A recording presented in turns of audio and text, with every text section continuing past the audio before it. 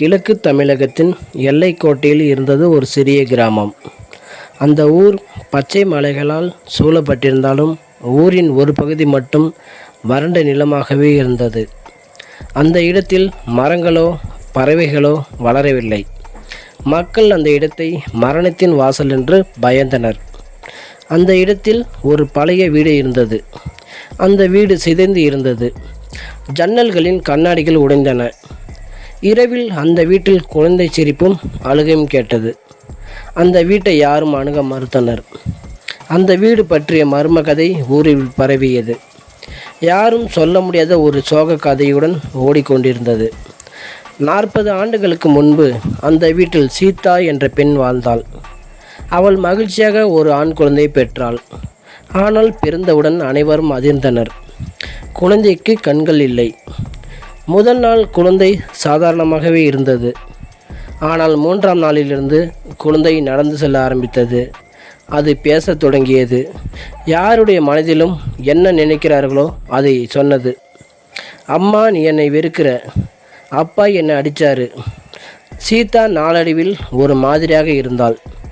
குழந்தையின் பேச்சும் பார்வையற்ற முகமும் அவளை பைத்தியமாக்கின. ஒரு இரவில்தான் விபரீதம் நடந்தது. சீதா தூக்கி கொண்டிருந்த குழந்தையை பைத்தியம் பிடித்தவள் போல் அடித்து கொன்றாள். பின்னர் அதை வீட்டில் பின்புறம் புதைத்தாள். அவளும் வீட்டின் மத்திய பகுதியில் தூக்கில் தொங்கிய நிலையில் மறைந்தாள். தாய் சாபமும் குழந்தையின் துயரமும் அந்த வீட்டை மறக்க முடியாத சாபமாக மாற்றின. 2 நாளில் அந்த வீடு ஒரு மரண வீடாக மாறிவிட்டது.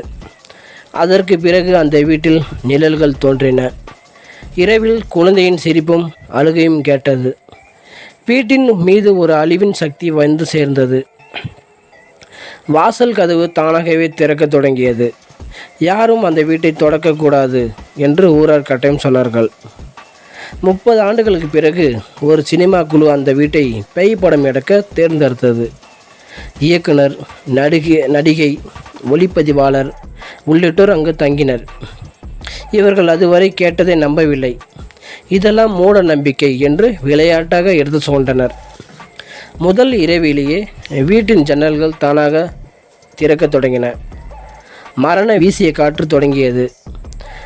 நடிகை கண்ணாடியில் தன்னை பார்த்தபோது தனது முகத்தின் பின்னால் கண்ணிலா குழந்தையின் முகத்தை பார்த்தாள். அம்மா என்ற மென்மையான குரல். ஒளிப்பதிவாளர் திகைத்து கேமரா எடுக்கத் தொடங்கினார். கேமராவில் மட்டும் குழந்தையின் சாயல் தென்பட்டது. அடுத்த இரவு ஒளிப்பதிவாளர் திடீரென காணாமல் போனார். ஒரு அறையில் அவர் ஒட்டி போன நிலையில் கிடந்தான். அவனது கண்கள் மட்டும் மறைந்திருந்தது. இயக்குனரும் நடிகையும் மரண பயத்தில் வீடு விட்டு ஓட முயன்றனர். ஆனால் கதவுகள் தானாக பூட்டப்பட்டன. நீங்கள் தானா என் அம்மா என்ற சத்தம் வீடு முழுவதும் கேட்டது. ஒரே வழி, சாபத்தின் வரலாற்றை புரிந்து கொள்ள வேண்டும். இயக்குனரும் கிராமத்தை சேர்ந்த பழைய பாட்டியை நாடினார். அவள் கதையை சொன்னார். சீதா தன் குழந்தையை கொன்றாள். அந்த குழந்தையின் ஆவி இன்னும் அம்மாவை தேடிக்கொண்டு அங்கேயே உள்ளது. அந்த குழந்தை ஒரு சன்னிலா சாபம். பாட்டி கூறிய பரிகாரம், குழந்தையுடன் நேராக பேச வேண்டும். உண்மையான அன்புடன், தாயான உணர்வுடன் சமாதானப்படுத்த வேண்டும். நடிகை குழந்தையின் உருவத்தை நேரில் பார்த்தாள். குழந்தை தன் சிறிய கரங்களால் நடிகையின் கையை தொட்டது. நடிகை அழுதாள். மன்னிச்சுடு பாப்பா, நான் உன்னுடைய அம்மாவாக இருக்கணும்னு நான் இருக்கேன். அந்த நேரத்தில் குழந்தை சிரித்தது. அதன் உருவம் மெதுவாக ஒளிந்து கொண்டது. குழந்தையின் சத்தங்கள் காற்றில் மறைந்தன. வீடு அமைதி அடைந்தது. இப்போது அந்த ஊர் அமைதியாக இருக்கிறது. ஆனால் ஒவ்வொரு அமாவாசை அன்று அந்த வீட்டின் அருகே ஒரு மெதுவான குழந்தை சிரிப்பு மட்டும் கேட்டுக்கொண்டே இருக்கிறது.